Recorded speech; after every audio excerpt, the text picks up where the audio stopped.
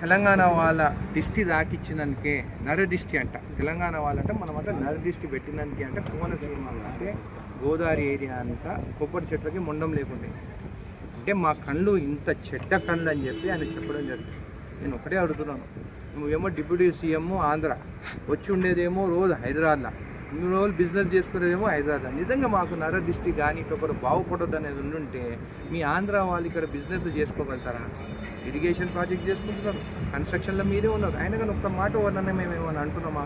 Business చేసుకోవాలని ఇస్తున్నాము, ఫ్రెండ్లీగా ఉన్నాము. అట్లాంటి ఈరోజు నువ్వు ఒక ఇంత పెద్ద మంచివి నువ్వు ఇక మా తెలంగాణ ప్రజల గురించి తెలంగాణ గురించి మాట్లాడడం తప్పు, నేరం. నువ్వు క్షమాపణ చెప్పాల్సిందే అని చెప్పి కూడా నేను తెలియజేస్తున్నాను.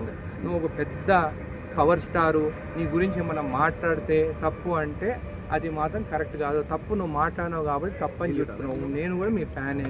మొన్న రీసెంట్ మూవీ కూడా ఫ్లాప్ అయిన మూవీ కూడా నీది అట్లీస్ట్ ప్రొడ్యూసర్ అయినా బాగుపడాలని చెప్పేసి ఇక్కడ 800 రూపాయలు టికెట్ పెంచితే కూడా నేను కూడా పోయి నీ మూవీ చూస్తాను. కానీ ఈరోజు నువ్వు సెంటిమెంట్గా మా తెలంగాణ వాళ్ళ గురించి మాట్లాడితే మాత్రం కరెక్ట్ కాదు. ఎందుకు మళ్ళీ హైదరాబాద్లో ఆస్తులు కొనుక్కుంటున్నావు? మాది నరదిష్టి అంటున్నావు కదా, మరి మీరు బాగుపడితే మేము చూడలేము కదా, ఎందుకు హైదరాబాద్ ఆస్తులు కొనుక్కుంటున్నావు? అన్నీ అమ్మేసుకొని పోయి విజయవాడలో ఉండరు కదా, నీకు ఇక్కడ ఏం పని అని చెప్పి నేను చెప్తున్నాను. 2024లో పొత్తు పెట్టుకున్నావు. నువ్వు సింగిల్గా పోయి ఉంటే నీ పరిస్థితి ఏందో అందరు తెలుస్తుండే. నువ్వు సింగిల్గా పోలేదు, మళ్ళీ చంద్రబాబు నాయుడుని పట్టుకొని అయినవు. ఒక మెగాస్టార్ చిరంజీవి గారి తమ్ముడిగా ఆయన పేరు చెప్పుకుంటేనే నీకు స్థానం ఉన్నది. నిజంగా మెగాస్టార్ చిరంజీవి గారు లేకుంటే నువ్వు యాక్టర్ అయ్యేదా?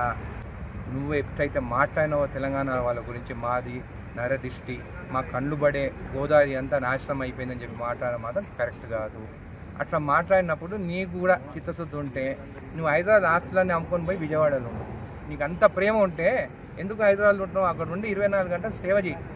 ఇంకోటి కూడా అంటున్నాను, వచ్చే ఎలక్షన్లో 15 ఏళ్ళ తర్వాత నేను సీఎం అవుతాను. నేను ఒక నార్మల్ ఎవ్వరిది సపోర్టు లేకుండా జడ్చల ప్రజల సపోర్ట్ అని ఎమ్మెల్యే నేనే 10 ఏళ్ళ తర్వాత నేను కూడా సీఎం క్యాండిడేట్ కావచ్చు అని అన్నాను. నువ్వు ఇంకా 15 ఏళ్ళు అంటే నీకు 70 ఏళ్ళు అయినాక సీఎం అవుతాను. చేసేది ఏముంటుంది ఇంకా 70 ఏళ్ళకి అయితే? వచ్చే ఎలక్షన్లోనే ఇండివిజువల్గా నిలబడి రాదా? నేను కూడా ఒక ఫ్యాన్గా చెప్తున్నాను నీకు, నీ ఫ్యాన్లు కూడా అదే మాట్లాడుతున్నారు. ఎందుకు ఒకరితో పొత్తు? ఇండివిజువల్ నిలబడి గెలువు. నేను కూడా చెప్తున్నాము, మా నరదిష్టి ఉండదు, నువ్వు కావాలనే కోరుకుంటాం మేము. కాబట్టి పవన్ కళ్యాణ్ గారు క్షమాపణ చెప్పాల్సిందే. మా తెలంగాణ వాళ్ళ గురించి మాట్లాడొద్దు, మేము మీ గురించి ఎక్కడ మాట్లాడుతున్నాము.